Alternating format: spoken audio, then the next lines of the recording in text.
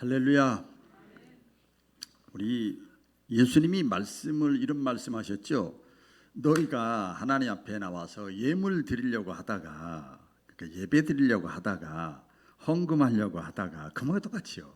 주의 일 하려고 하다가, 설교하려고 하다가 다 똑같은 거죠. 예물 드리려고, 하나님 앞에 예물 드리는 거요. 드리려고 하다가 누구하고 이렇게 형제와 자매와 사랑과 이렇게 막힌 게 있으면, 이렇게 풀어지지 않은 것이 있으면, 응어리진 것이 있으면 예물을 그냥 그냥 놓고 그리고 나서 막힌 사람, 용서 못할 사람, 걸리는 사람 찾아가서 풀어라. 그런 다음에 와서 나에게 예물 드리면 내가 그걸 받겠다. 굉장히 중요한 말씀이죠. 그 말씀이 굉장히 평범한 말씀인 것 같은데 우리가 막상 실천하려면 굉장히 어렵습니다. 그렇죠? 우리 성경을 진리라고 그랬잖아요. 하나님의 말씀이잖아요. 우리 예수 믿는 사람은 진리, 하나님의 말씀을 믿는 사람들이에요. 근데 뭐라고 그랬는가 하면 진리를 너희가 알지니, 하나님의 말씀, 진리를, 복음을, 하나님이 어떤 분인지 예수님이 어떤 분인지, 이게 진리잖아요. 예수님 내가 곧 진리라고 그랬으니까 진리 말씀을 알지니 진리를 제대로 알면 너희가 자유하게 되리라. 아멘. 그러니까 여러분, 하나님은, 우리 인간은, 어린아이는 여기밖에 초보 운전은 여기 조금 잘하면 이렇게 시야가 넓어지는 것처럼 우리 인간의 시야도 내가 아는 것, 지식을 경험한 것밖에 모르잖아요. 그밖에 시야가 좁아요. 생각도 짧고 그랬는데 하나님은 천지 만물을 창조하신 하나님이기 때문에 시간과 공간을 다 초월하신 분이에요. 그렇죠? 그렇잖아요. 우주적인 하나님이잖아요. 그러니까 하나님은요, 시간과 공간을 초월해서, 그러니까 시간과 공간입니다. 이렇게 가다가 막히는 게 없는 거예요. 하나님 앞에는 옆이나 뒤나 앞이나 다 뚫려 있는 거예요. 자유한 거예요. 자유한 거예요. 여러분, 그래서 하나님은 자유하신 분이에요. 막힘이 없는 분이에요. 그러니까 저와 여러분들은 결론부터 말씀을 드리면 하나님을 아버지라고 믿는 사람이에요. 예수님을 믿음으로 하나님의 자녀가 된 사람이에요. 그 하나님이 내 아버지요. 하나님, 그 하나님이 내 속에 있고 나와 함께하면 나도 내 인생 가운데 내가 가진 것이 없고 배운 것이 좀 짧고 내 경험이 짧아도 그 하나님이 자유하신 분이니까, 격이 높으신 분이니까 나도 자유하게 살아야 돼. 막히는 것이 없어야 돼. 이게 진짜 자유한 거예요. 오늘 그래서 이렇게 제목을 잡았어요. 제목 어떻게 잡을까 하다가 용서의 선언으로 자유하라. 같이 볼까요? 용서의 선언으로 자유하라. 여러분, 자유롭게 사시기를 주의 이름으로 축원합니다. 지금 8월 14일이고 광복 주일 예배를 드리는데요. 내일이 77주년 맞잖아요. 그러니까 광복 8.15는 기쁜 날이니까 빨간 글씨 써가지고 쉬는 날이에요. 그래서 국가적으로나 어떤 면에서 보면 개인적으로도 참 기쁜 날이죠.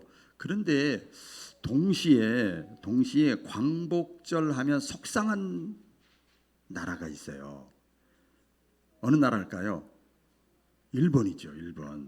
일본만 생각하면요, 우리 한국 사람들은요 별로 기분이 안 좋아요. 안 좋아요. 뭐 야구를 하든 축구를 하든 무슨 스포츠를 하든 뭐 경쟁을 뭐 권투를 하든 뭐 보면은 일본하고 붙으면 첫 마디가 그래. 다른 나라한테는 몰라도 일본한테는 꼭 이겨야 돼. 이러니 그냥 애국자 같지도 않은데 뭐 갑자기 막 그런 얘기를 해요. 이 지구상에서 그 어떤 면에서 보면 단일 민족 빼고는 가장 가까운 나라인데 가장 먼 나라가 일본이에요. 지금도 사이가 좋지를 않아요. 우리 속에 아직도 일본만 이렇게 딱 떠오르고 생각을 하면요, 내가 경험을 했든 안 했든 우리가 다 역사를 통해서 알고 있잖아요. 피해 의식이 있어요. 그리고 어떤 속상한 마음이 있고 증오가 있고 분노가 마음속에 있어요. 근데 가만히 생각을 해보세요. 이미 77년 전에 해방받았잖아요. 그렇죠? 77년 전에 해방받았음에도 불구하고 아직도 온전한 자유함을 얻지 못한 거예요. 왜 일본에서 딱 걸리냐 이 말이에요. 정치적으로는 해방을 받았는데 감정적으로, 마음으로, 정서적으로는 아직도 붙잡혀 있는 것이고 아직도 해방받지 못한 거죠. 그래서 어떤 분이 그런 얘기를 하더라고요. 제2의 해방이 우리 대한민국 국민들에게 필요하다. 일본 사람들이 그 우리나라 백성에게 준 상처는 뭐 제가 그 자료를 찾아보니까 어마어마하게 많더라고요. 처음으로 저도 막 그거 다 소개할 수는 없고 제가 저 처음 듣는 건 하나 있는데 당시 그때 식민지 생활할 때 읽어보니까 책을 읽어보니까 왜군들이 말이에요 서울까지 올라왔어요. 그래 동대문 시장 있잖아요.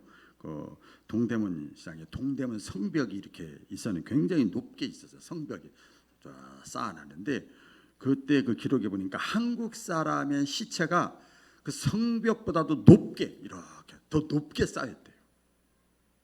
한국 사람의 시체가 그렇게 많이 죽었나? 그런 생각을 하면서 갑자기 미워지더라고요. 속상한 마음이 이렇게 들더라고요. 그 외에도 우리가 다 구체적으로 신뢰를 안 들어도 아주 그 어떤 그 핍박이라고 그럴까요? 그 죽이고 할 때 잔혹하게 죽여. 아주 극단적으로 막 변태같이 말이에요. 그 살인도 많이 하고 뭐 위안부 문제도 더 말할 것도 없고 말 자원에서 뭐 자기들이 뭐 이렇게 했다고 말하면서 하는데 그때 당시하고 지금하고 다르겠지만 독도 문제도 그렇고 모든 식민지 생활 그 과정에서 어쨌든 간에 본인들이 가해자잖아요. 우리나라는 당했잖아요. 그렇죠?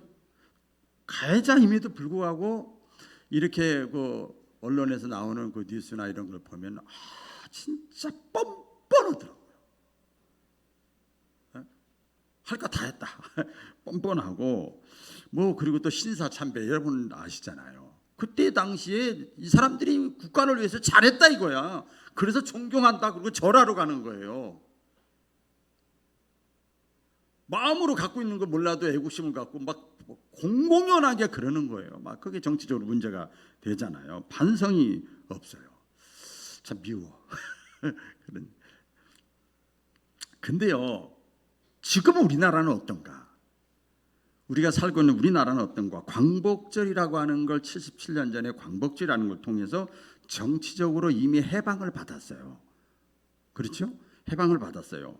그래서 이제 자유민주 국가가 됐어요. 뭐 그 과정 속에 우리나라에서도 뭐 독재와 싸우고 피 흘리고 많은 희생이 있었지만 지금 자유민주주의 국가가 돼가지고 세계 선진국 대열에 들어갔어요. 그렇죠? 선진국 대열에 들어갔어요. 그리고 지난주인가에 보니까 다누리 달 탐사선 세계 278개 나라 대강 나라 중에서 7번째로 우리나라 독자적인 기술에 의해서 달 탐사선까지 보냈어요. 선진국 대열에 들어가고 자유민주국가가 되고 이런 나라가 됐습니다. 그러니까 그 어떤 분 그 평가를 내더라고요. 우리 대한민국의 5 반만 년 역사 가운데서 지금 시대가 그나마 가장 좋은 시대다. 이렇게 그 칼럼을 쓴 걸 제가 봤습니다. 그래서 어떤 면에서 보면 지금 한국의 역사에서 가장 좋은 시기에 살고 있는 저와 여러분들은 그거 하나만 가지고도 하나님께 감사하시기를 주의 이름으로 축원합니다. 우리 50년대, 60년대 그때 살았던 분들 지금도 엄청 그렇잖아요. 감사하셔야 되죠.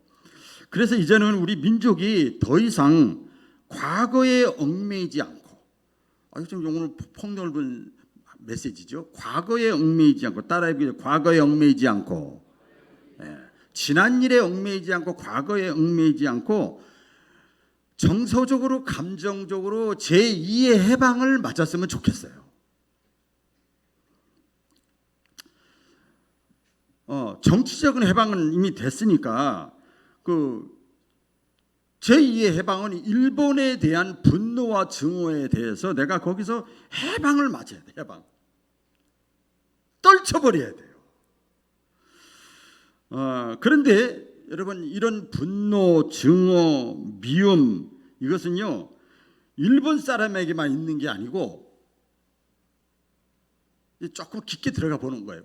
내 주변에도 많아. 실제적으로 들어가면 내 주변에도 많습니다. 예수님 말씀을 했지요. 원수가 어디 있다고요? 내 집안에. 원수가 내 집안에 있대. 그러니까 미워. 증오스러워. 한이 있어. 상처가 있어. 근데 같이 사는 거예요. 그냥 남편이 그런 사람이 있을 수 있어요. 아내가 그런 사람이 될 수 있어요. 형이, 동생이, 누이가, 직장에 그런 사람도 직장에 미운 사람 있잖아요. 진짜 보기 싫은 사람이 있어요. 여러분 그뿐인가요? 더 깊게 들어가 볼까요? 교회 안에도 있어요. 미워, 증오스러워, 보기도 싫어, 생각하기도 싫어. 이것이요 교회 안에도 있습니다. 제가 간증을 많이 했잖아요. 평신도 때, 신학생 때, 전도사 때, 단독목회 때, 부목사 때 담임 목회하면서 정말 비운 사람들 많아. 진짜 용서가 안 돼. 용서가 다 얘기할 수는 없어요. 제가 여기다 다 적긴 적었는데 얘기를 못 하겠어요. 정말 미운 사람 이해가 안 가. 1000명 10,000명 불러다 놓고 이 상황을 어떻게 해석하냐. 그래도 내가 잘못한 게 없어. 그런데 다 당했어. 내가 다 당했어. 진짜 미운 사람 많아요. 또 목회하면서도 제 문제는 아니지만은 이렇게 보면 많은 사람들을 접하잖아요. 교회 내에서 서로 섬기다가 상처를 주는 일들이 많이 있어요. 제가 몇 주 전에 2주 전인가 KT 스마트폰 파는데 옛날에 고려동 오거리 있는 분에서 가서 만났는데 한 10년 만에 만났는데 말도 안 하는데 제 번호를 아직도 기억하고 있더라고요. 근데 바뀌었다 이렇게 해가지고 했는데 말을 안 하는데 본인이 옆에 손님이 없으니까 막 얘기하는 거예요. 목사님 교회 안 나와서 내가 안 찾아왔다 그랬더니 우스갯소리 그랬더니 목사님 교회 갔더니요 그냥 이 사람끼리 대여섯 명 친하고 저 사람끼리 대여섯 명 친하고 요 사람끼리 대여섯 명 친하고 그것까지 좋대. 그러니까 자기가 낄 자리가 없더래. 자기 부부가 낄 데가 없더래요. 너무 말을 편하게 하니까 자기들끼리는. 우리는 낄 데가 없더라는 거예요. 자기들한테 교회 나오지 마라 이러지 하나도 안 했는데 낄 데가 없더래. 낄 데가. 근데 그거 더 실망스러운 게 뭔지 아세요? 자기들끼리 또 싸워요. 이래가지고 그래서 목사님 왜 이래서 제가 상담을 해준 적이 있습니다. 서로 섬기다가 상처를 주고받는 일들이 많아요. 많이 봤어요. 열심 있는 집사님이 어떤 권사님 때문에 눈물을 흘려. 어떻게 해요? 교회 떠날 수도 없고 어떻게 해요, 목사님. 열심 있는 권사님 어떤 장로님 때문에도 눈물을 흘려. 계속 나를 힘들게 하고 막 쏴요. 막 미워요. 그 사람 미워. 여러분 우리가 마음속에 이렇게 보면 세상을 살면서도 아픔도 있고 슬픔도 있고 억울함도 있고 증오도 있을 수 있어요. 근데요 가만히 보세요. 또 깊게 들어가 볼게요. 그것 때문에 그 결과 이 사람이 스트레스를 받는 거예요. 스트레스를 받고 자기가 말과 행동에 제약을 받아. 자꾸 사람 눈치 보는 거예요. 말 듣기 싫으니까. 우울증에 걸리는 거예요. 우울증 증세 알죠? 분노 조절을 못하는 거예요. 그리고 우울증의 증세는 제가 요양보호사 공부할 때 보니까 뭐든지 비판적이야. 우울증의 특징이 그거더만요. 그러니까 무서운 거예요. 그게 겉은 멀쩡한데 이게 증오와 분노가 마음속에 있으니까 우울증을 대인기피증이 걸리는 거예요. 사람 만나기도 싫은 거예요. 여러분 겉은 다 멀쩡하게 보여도 그런 사람 많아요. 증상이 다 달라서 그렇지요. 그렇기 때문에 저와 여러분들은 한 번 더 제2의 해방을 받아야 될 줄로 믿습니다. 만약에 저도 아까 몇 개 저도 그때 분노와 증오 가운데 해방을 받지 못했으면 저 지금 목회할 수가 없죠. 벌써 손 떼어도 10번 100번 떼었죠. 내가 해방되지 않으면, 그렇지 않으면 이 분노와 증오는 결국은 자기 자신을 죽이는 거예요. 기억하세요? 배신이나 분노나 증오나 이런 것들이 있어서 견딜 수 없는 사람들이 주변에 많이 있어요. 아마 제가 이렇게 얘기하면 여러분들이 지금 어떤 사람 머릿속에 짜자자 몇 사람 막 떠오르는 사람이 있을 거예요. 저 사람이 사기쳤지, 거짓말했지, 날 갖고 놀았지, 막 별 생각 다 드는 거지, 배신했지. 그러니까 보기 싫고 생각도 싫고 가슴에 한이 맺히고 이름만 들어도 소화가 안 돼. 여러분 저 그런 경우 많이 했어. 첫 글자 이름만 들어도 소화가 안 돼. 소화가, 이야, 이게 대단한 거예요. 대단한 거예요. 그런데 여러분 꼭 기억을 해야 돼요. 우리가 사람에게 붙잡혀서 빠져나오지 못하면 결국은 내가 죽어요. 내가 죽는 거예요. 과거에 붙잡혀 살면은요, 살 날이 많은데, 세상은 넓은데, 하나님은 자유한데 미리 지향적이지 못한 거죠. 내가 할 수 있는 일은 그랜저인데 지코 역할밖에 못하는 거예요. 세월은 흘러가는 거죠. 그래서 제2의 해방이 필요합니다. 자, 그 제2의 해방이라는 말을 제가 자주 쓰는데, 그 제2의 해방을 우리가 맞고 또 누리려면 뭘 잘해야 되냐면, 성경 말씀에 근거한 거예요. 스스로 독립선언을 해야 돼요. 같이 해볼까요?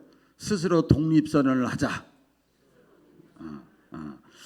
여러분 3.1절 독립선언 알잖아요. 우리 잠깐 말씀을 드리면요, 그때 3.1절 그 독립선언 이렇게 할 때 국민들이 막기 했을 때 일본 정부 모르게 그냥 음성적으로 언제 보여? 이렇게 해가지고 다 조직을 해. 언제 딱 그 시간에 나와 해가지고 일본이 모르게, 누가 모르게? 일본 사람 알면은 다 막아버리니까 일본이 모르게 3월 1일 날 그 시에 딱 일어나서 대한독립 거리에 나와서 그냥 일시에 대한독립 만세 외치게 했어요.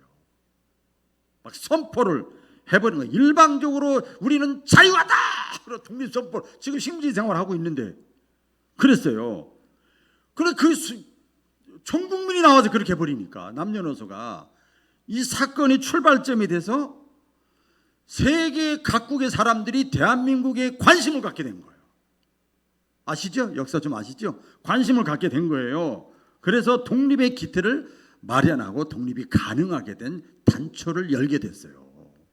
일방적으로 독립을 선포한 거예요. 여러분 똑같아요. 우리가 치유를 받고 자유를 누리고 평화를 누리려면 내 스스로 독립선언을 해야 돼요. 무슨 독립선언이냐? 용서에 대한 일방적인 독립선언을 해야 돼. 아멘. 일방적으로 독립선언을 해야 됩니다. 아까도 말씀드렸죠. 내가 독립선언을 하지 않고 이 선언이 이루어지지 않으면 계속 그 사람은 소극적이고 비관적이고 낙심하고 우울증 걸리고 스트레스 받고 활동 제약받고 자기 역할 감당 못하고 이렇게 살 수밖에 없는 거예요. 남자 여자가 서로 사랑을 하잖아요. 이제 좋아하잖아요. 그러면 I love you, you love me 해가지고 이제 우리 같이 살아. 살면 돼요? 안 되잖아. 형편이 안 되면 야 혼인신고도 하고 그 다음에 또 뭐 해요? 결혼을 하잖아. 결혼을. 아유 돈 들어가는데 아이고 결혼 복잡하고 신경 쓸 것도 많고 물건도 사야 되고. 근데 결혼이 뭔지 아세요? 하나님과 사람 앞에 공포하는 거예요. 선언해 버린 거야. 우리 부부야. 선언해 버리는 거예요. 뭐 그런 거랑 똑같은 거지요. 아버지 부부 생활도 안 했는데 우리 부부야. 그리고 선언문 공포 이 시간이 있잖아요. 그런데 오늘 본문 말씀에 보면 분명히 그런 말이 있습니다. 오늘 그 12절에 보면 이런 말씀이 있습니다. 한번 다 같이 읽어볼까요? 시작. 그러므로 너희는 하나님이 택하사 거룩하고 사랑받는 자처럼. 그러므로 너희는 어떻게 했다고요? 하나님이 택했어. 하나님이 택한 사람이고 너희는 거룩한 사람이고 너희는 사랑받는 사람이야.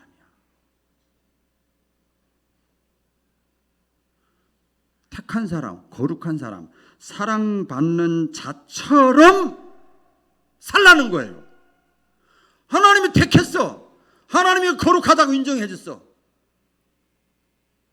그랬어요. 하나님이 사랑한다고 선언했어요. 그럼 하나님의 사랑받은 자처럼 살아야지. 살아야죠. 그것을 영적 체험이라든지 하나님의 말씀을 통해서 보여주시고 깨닫게 하시고 눈을 열어서 내가 하나님의 백성이 되고 하나님께 선택받고 하나님의 자녀가 된 것을 내가 알게 된 자처럼 알았어. 내가 어떤 존재인지. 이게 자기 정체성이잖아요. 할렐루야. 그럼 또 얘기할게요. 내가 익산에 있어도 상관없다니까. 상관없어요. 나는 하나님의 사랑을 받은 사람이고 나는 하나님께 선택받은 사람이고 나는 하나님의 백성이고 나는 하나님의 자녀야. 그러고 있잖아요. 하나님이 택하사 거룩하고 사랑받은 자처럼 말씀하잖아요.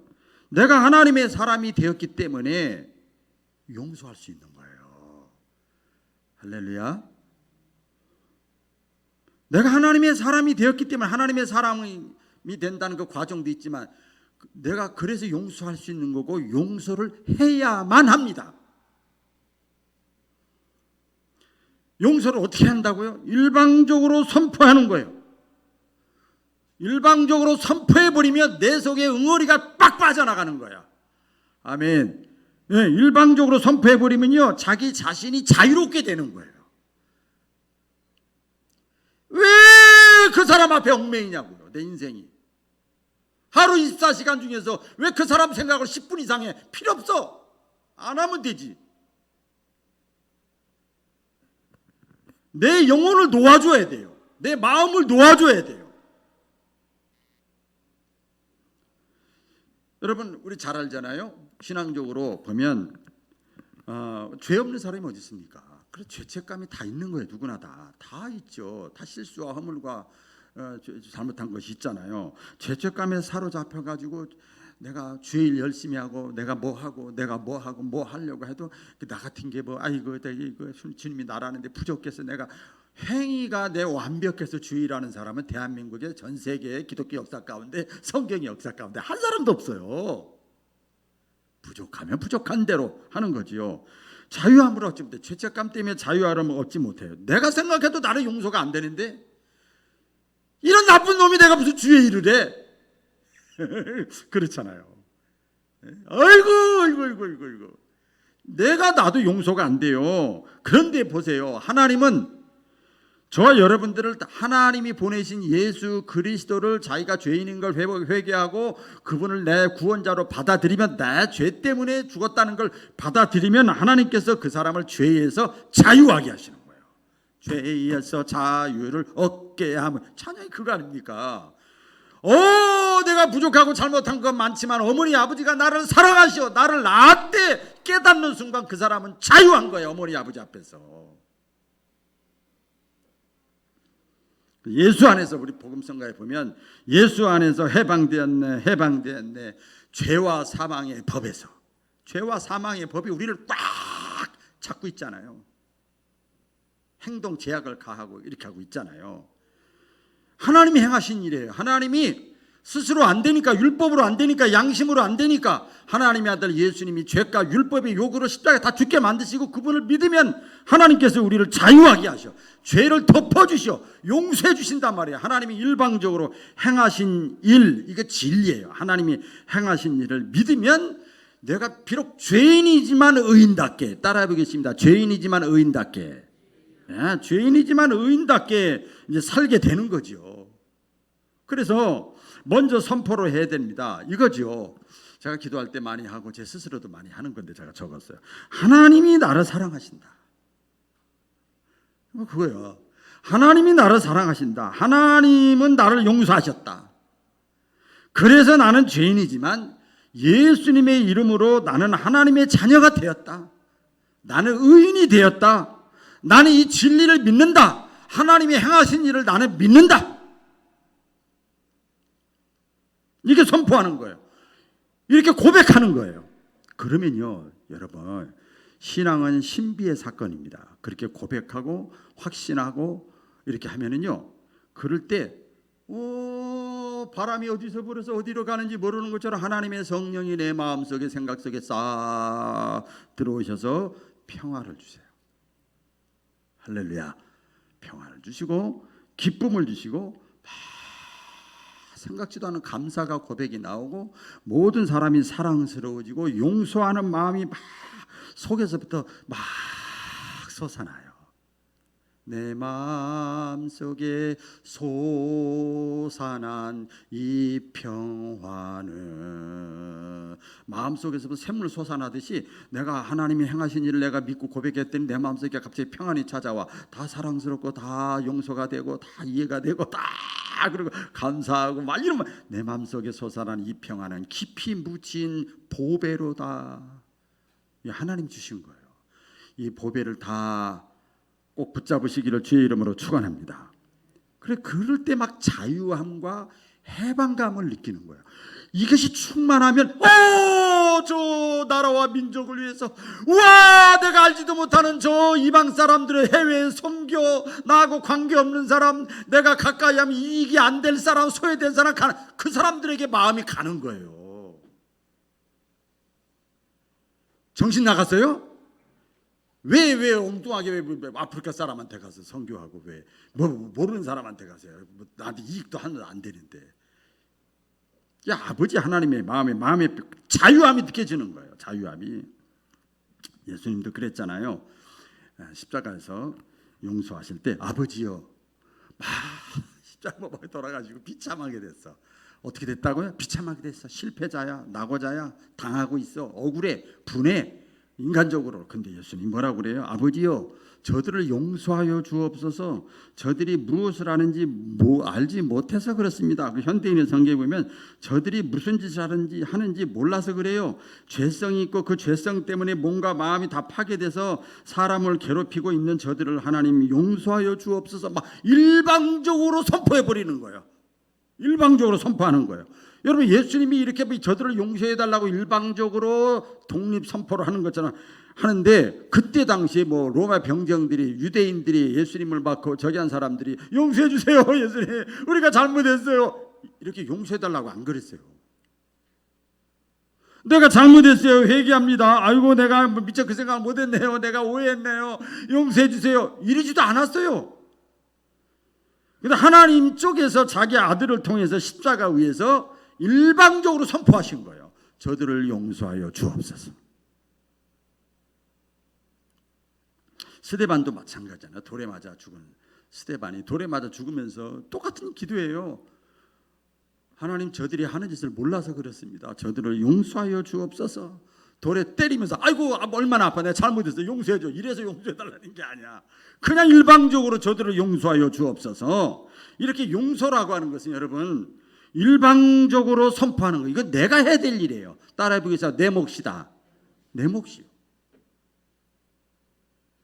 용서하는 것은 내 몫입니다. 쉽게 말해 우리 한국말로 공이 나에게 넘어온 거예요. 나에게. 공이 나에게 넘어왔어요. 다른 사람이, 아내가, 남편이, 이웃이, 부모가 해결해 주는 게 아니에요.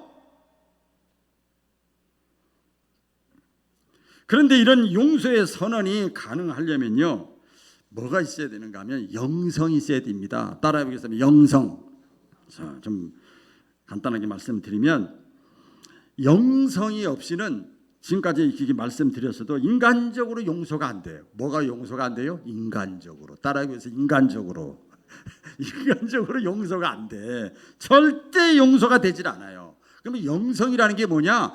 기도 많이 하고 물론 그것도 영성이고 예배 잘 드리고 그것도 영성이고 있지만 영성이라는 거 성경에 나와요. 성령 9가지 열매로 나오는 것처럼 영성이 있어야 되는데 오늘 본문 3장 12절 말씀에 보면 읽어볼까요? 영성의 내용이 나옵니다. 시작. 그러므로 너희는 하나님이 택하사 거룩하고 사랑받는 자처럼 긍휼과 자비와 겸손과 온유와 오래 참음을 옷 입고 누가 누구에게 불만이 있거든 서로 용납하여 피차 용서하되.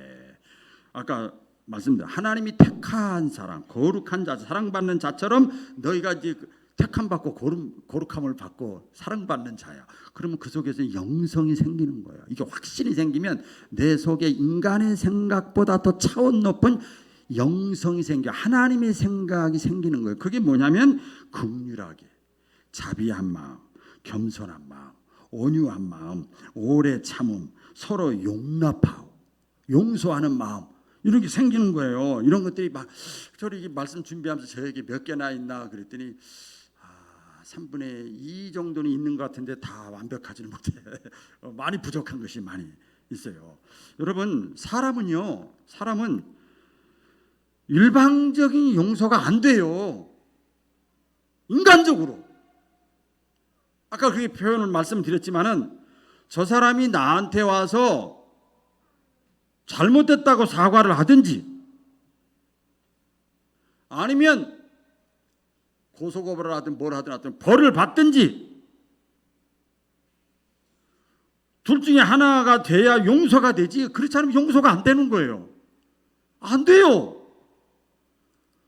그럼에도 불구하고 왜 용서를 해야만 되고 왜 용서가 가능하냐면요, 주님의 용서를 내가 경험한 사람은 할 수 있어요.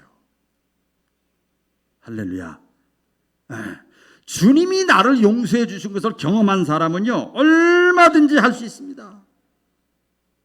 그래서 진리를 알지니 진리가 너희를 삶 가운데서 자유하게 하리라.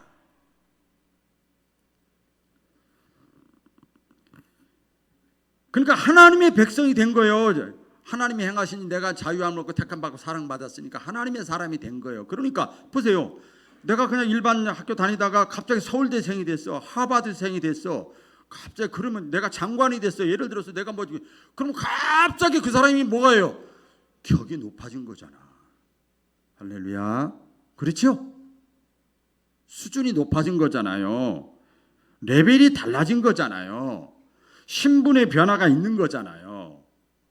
일반 범인이었는데 가치 있는 존재가 됐잖아요. 그렇게 살아야죠. 그렇게 살아야죠.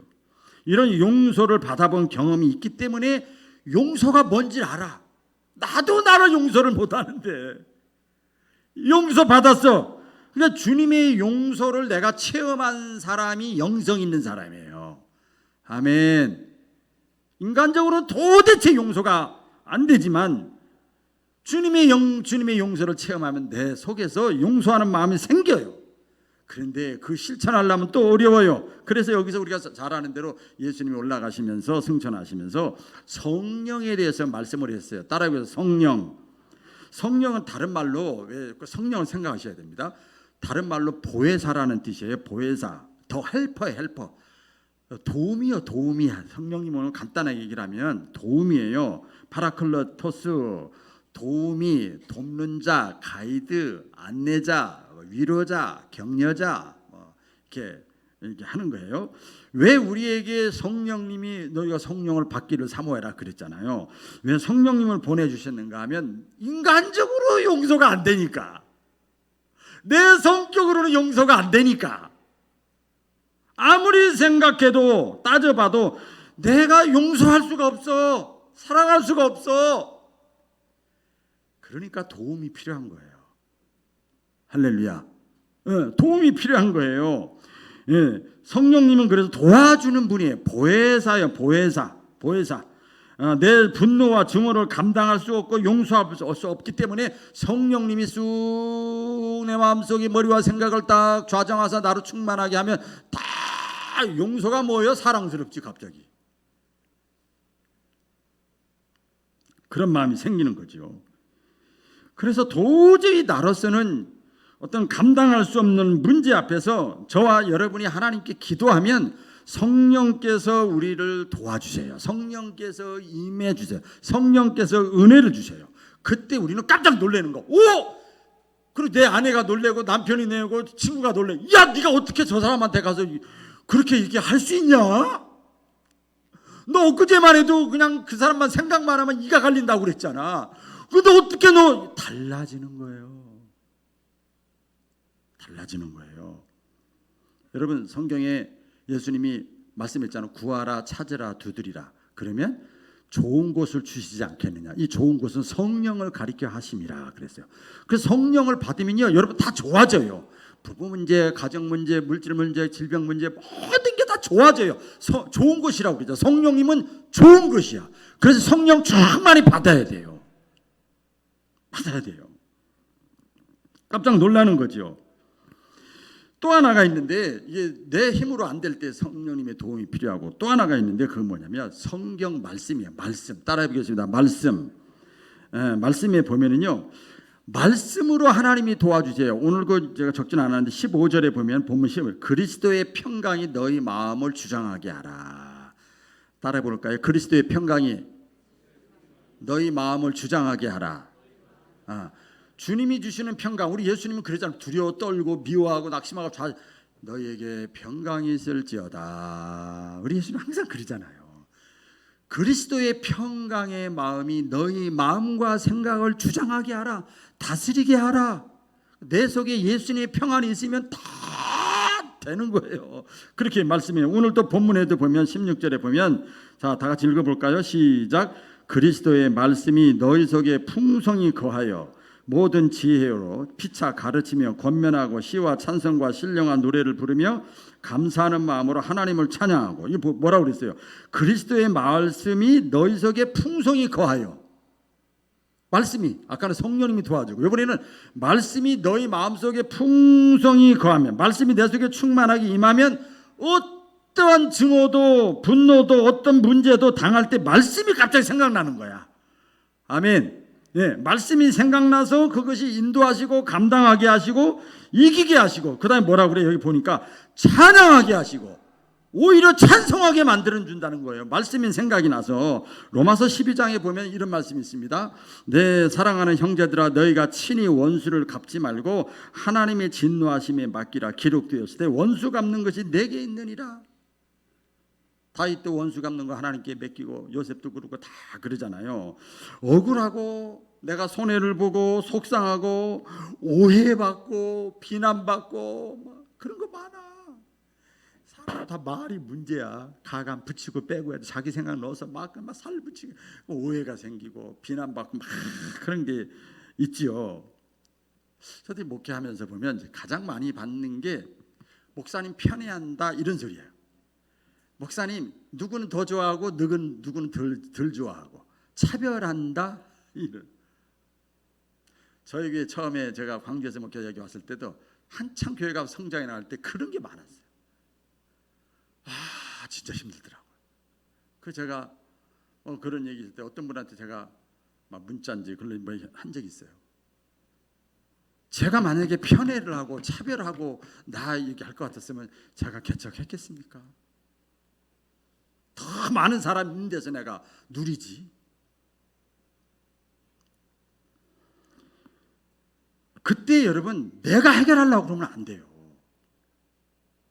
내가 절대로 그 해결하려고 막 전화하는 거야. 전화질하는 거야. 전화질이라고 그러더라고요. 전라남도에서는 전화해가지고 내가 다 따지고 막 만나서 따지고 보자. 모르겠. 네가 그랬대 저랬대. 내가 다 들었어. 막 이렇게 하면 이미 다 끝난 거예요. 다 끝난 거야. 그때는요, 하나님 아시지요. 하나님 해결해 주세요. 하나님 아시지요. 해결해 주세요. 나하고 상관없는 일이라 할지라도 오해가 됐든 뭐가 됐든 하나님 그걸 통해서 내가 더 겸손하게 해주고 하나님 앞에 진실하게 해주고 그렇게 기도하는 걸 하나님이 알아서 해결해 주세요. 다윗도 그랬고 요셉도 그렇고 모세도 그렇고 다 그랬더라고. 다 그랬어. 내가 막 해결하려고 그러면 병나 죽어요. 하나님의 말씀이 그때그때마다 생각이 나는 거예요. 그리스도의 평강이 주장하게 하라. 원수 갚는 것은 하나님께 맡겨라. 용서할 수 없는 그 순간에도 말씀이 딱 생각나는 거예요. 너희가 하나님께 용서받은 것처럼 너희도 서로 용서해라. 예수님 십자가에 못 박히시기 전에 막 베드로가 막 대제사장의 종의 귀를 딱 자르니까 이것까지도 참아라 그러는 거야. 그 말씀이 딱 생각이 나는 거야. 갑자기 내 삶을 인도해 주시는 거지요. 여러분 기억하셔야 됩니다. 너무 극단적인 표현일지도 모르겠지만 하나님만 절대자입니다. 사람은 절대자가 아니에요. 이 무슨 말인가 하면 사람은 누구나 변합니다. 좋게 변하든 안 좋게 변하든 상황 따라 변하든 절대자가 아니기 때문에. 근데 그 변하는 것이 꼭 나쁘게만 보면 안 돼요. 자기 자신도 변하는데. 그렇기 때문에 사람은 용서해야 됩니다. 그 스펄전 목사님은 그래서 사람은 그래서 용서하고 이해하고 수용하고 사랑해야 될 대상이지 믿음의 대상이 아니라는 거예요. 이게 신앙의 안경입니다. 신앙의 안경. 다시 말씀드립니다. 이 용서는 일방적인 용서가 있어야 됩니다. 일방적인 용서. 예수님이 그러셨죠. 베드로가 몇 번 용서할까요? 용서에 대해서 말씀하니까 3-4번 할까요? 7번 할까요? 예수님이 70번씩 7번이라도 용서해라. 이게 이 주석에 보니까 이렇게 표현했어요. 용서는 쉽게 하라. 그냥 용서하고 잃어버려라. 그냥 덮어버려라. 그냥 용납해버려라. 그럴 수 있겠구나. 그럴 수 있겠구나. 그냥 하는 거예요. 그냥 하는 거예요. 일일이 따져서 용서하려고 하면 인간적으로 절대 용서가 안 되는 거예요. 하나님이 저와 여러분에게 일일이 따져서 용서할 것 같으면 우리 용서받을 사람 한 사람도 없어요. 비록 하나 더 경험상인데 제가 간증은 안 하겠습니다만 그 사람이 내가 용서해 주려고 하는 사람이 나보다 더 잘 나가네. 이게 참 더 괴로운 거예요. 또 잘 나가는 것처럼 보여. 속상해. 그러면 막 저 사람들 뭐가 안 돼야 내가 이럴 텐데 뭐 잘 나가는 것처럼 보여. 뭐 뻔뻔하게 살아. 막 승리자 같이 살고. 그래도 용서하셔야 돼요. 그래도 용서해야 됩니다. 왜? 내가 살기 위해서. 할렐루야. 내가 살기 위해서. 내가 왜 그 사람 때문에 내 삶이 위축됩니까? 그렇죠? 근데 그 사람 때문에 왜 내 인생이 망가집니까? 억울하잖아. 그래서요, 이 영성이라는 게 그런 건데 말씀을 맺습니다. 우리 모두는 내가 누구냐 자신의 정체성이 분명해야 됩니다. 나는 하나님의 일방적인 용서로 하나님의 일방적인 사랑의 선포하심으로 죄에서 해방되고 자유함을 받은 사람이다. 괜히 하나님이 선포했는데 내가 죄 때문에 끌려다닐 필요가 없어요. 없지요. 이 식민지 생활하고 종살이하고 노예 근성이라고 그러지요. 그 근성이 뭡니까? 이스라엘 백성들이 430년 그렇게 살았잖아요. 틈만 나면 불평하고 망하는 거예요. 감사가 없어. 서운한 것만 생각나는 거예요. 잘해준 건 생각이 안 나는 거예요. 잘해준 게 얼마나 많아요. 만나를 줬지, 메추라기를 줬지, 불기둥 구름기둥을 했지, 반석에서 샘물 나게 했지, 10가지 재앙으로 건졌지, 홍해바다 건너게 했지. 잘해준 게 얼마나 많냐고요. 근데 그거 기억 안 하고 서운한, 그게 노예 근성이에요. 여러분, 서운한 것보다 잘해준 거 기억하며 살아가는 사람들 되시기를 바랍니다. 내 마음속에서 내가 예수 안에서 먼저 용서를 선포해서 자유롭게 해방감을 가지고 적극적으로 감사하면서 살아가는 우리 바울 가족들 다 되시기를 축원합니다. 기도하겠습니다.